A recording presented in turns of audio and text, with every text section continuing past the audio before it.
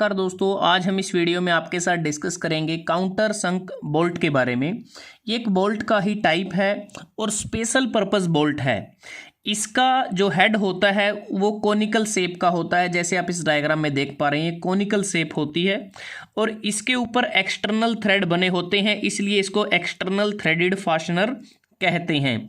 अगर मटेरियल की बात करते हैं तो ये स्टील, स्टेनलेस स्टील या फिर अलॉय स्टील का ये बना हो सकता है और इसे फोर्जिंग प्रोसेस के द्वारा बनाया जाता है और उसके बाद इस पर गैल्वेनाइजिंग की जाती है जिंक की, मतलब कि इसके ऊपर जिंक की कोटिंग की जाती है ताकि इसका जो कोरोजन रेजिस्टेंस है वो बढ़ जाए और इसकी जो एक्सपेक्टेड सर्विस लाइफ हो जाती है जिंक कोटिंग के बाद तकरीबन वो 25 साल से ज़्यादा तक रहता है। अब बात करते हैं काउंटर संक बोल्ट को क्यों इस्तेमाल किया जाता है। काउंटर संक बोल्ट का इस्तेमाल हम तब करते हैं जब हमें एक मेटल वर्क को एक वुड वर्क के साथ ज्वाइन करना होता है, क्योंकि बोल्ट की मदद से हम दो या दो से ज़्यादा पार्ट को आपस में ज्वाइन कर सकते हैं और ये हमें एक टेम्परेरी ज्वाइंट प्रोवाइड करता है। अब जो काउंटर संक बोल्ट है इसे हम ब्रिज डेकिंग में, वॉकवेज में, रेलिंग में इसका इस्तेमाल कर सकते हैं जहाँ पर हमें फ्लश सरफेसेस की आवश्यकता होती है। इसका मतलब ये होता है कि जब हम काउंटर बोल्ट को पार्ट्स में इंसर्ट कर देते हैं तो हमें एक स्मूथ सरफेस मिलता है। जैसा आप इस डायग्राम में देखें कि इस पार्ट का जो अपर पोर्शन है वो बिल्कुल मैचिंग में आ जाता है इसकी हेड के साथ, तो एक प्रकार से हमें बिल्कुल ये फ्लश सरफेस, स्मूथ सरफेस ये प्रोवाइड करता है। अब बात करते हैं काउंटर संक बोल्ट में कौन कौन से पार्ट होते हैं। इसका ये जो पार्ट है जिसे हम हेड कहते हैं, हेड के बाद ये वाला जो पोर्शन है इसे हम बॉडी, सैंक या फिर स्टेम कहते हैं। और इसमें अगर हम देखें इसकी जो बॉडी होती है या जो सैंक होता है उस पर थ्रेडेड बने होते हैं एक्सटर्नल थ्रेड। जो एक्सटर्नल थ्रेड हैं वो पूरी बॉडी के ऊपर भी बने हो सकते हैं जैसा आप इस डायग्राम में देख पा रहे हैं, या फिर कुछ पोर्शन पर जैसा इसमें आप देखें पार्शियली थ्रेडेड भी ये हो सकता है। अब इसमें क्या है कि जो काउंटर संक बोल्ट है कोनिकल सरफेस होता है इसमें हेड का, तो साथ में इसमें अलग से एक स्नग या फिर पिन को भी हम यूज़ करते हैं। अगर आप इस डायग्राम में देखते हैं तो यहाँ पर आप देखें ये वाला जो पोर्शन है जिसे हम स्नग या पिन कहते हैं इसे बोल्ट के साथ इंसर्ट किया जाता है और जो पीस हमें या पार्ट हमें ज्वाइन करना है तो वहाँ पर ये साथ में एक रिसेस दी जाती है और वहाँ पर इसको इंसर्ट करते हैं।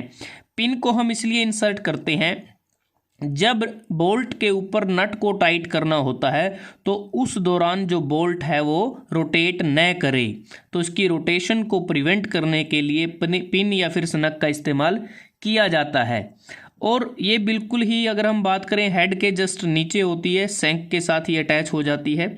और अगर आप इसमें डायग्राम में देखते हैं तो यहाँ पर कुछ प्रोपोर्शन हमें नज़र आती है कि जो कैपिटल डी है वो बोल्ट का नॉमिनल डायामीटर होता है और यहाँ से लेके यहाँ तक ये जो हमारे पास होती है ये हेड की आउटर विड्थ होती है जो 1.8 टाइम्स होती है नॉमिनल डायामीटर के।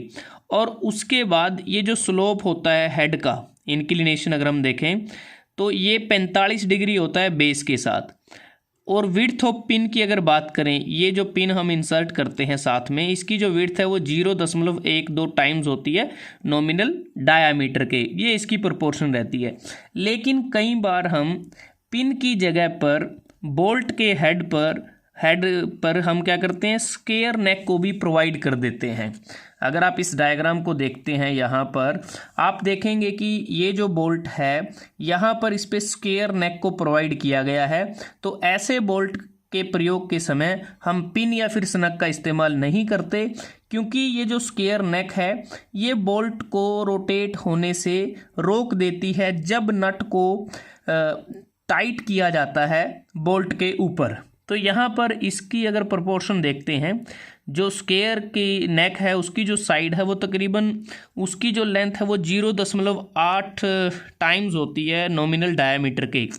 अब बात करते हैं कि जो काउंटर संक बोल्ट है इसे स्पेशल पर्पज़ के लिए ही इस्तेमाल किया जाता है और इसकी एप्लीकेशन हम कर चुके हैं ब्रिज डेकिंग, वॉकवेज, रेलिंग में जब हमें स्मूथ सरफेस चाहिए होता है।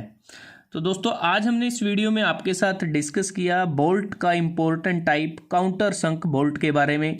इसकी शेप किस प्रकार से होती है, कहाँ इसको इस्तेमाल किया जाता है, इसके क्या क्या पार्ट होते हैं, इसकी प्रपोर्शन क्या रहती है। तो अगर आपको ये वीडियो अच्छा लगा आप इसको लाइक कर सकते हैं, शेयर कर सकते हैं अपने दोस्तों के साथ, स्टूडेंट्स के साथ, और जल्द ही हाजिर होते हैं एक नए वीडियो के साथ। तब तक के लिए धन्यवाद। आपका दिन शुभ रहे।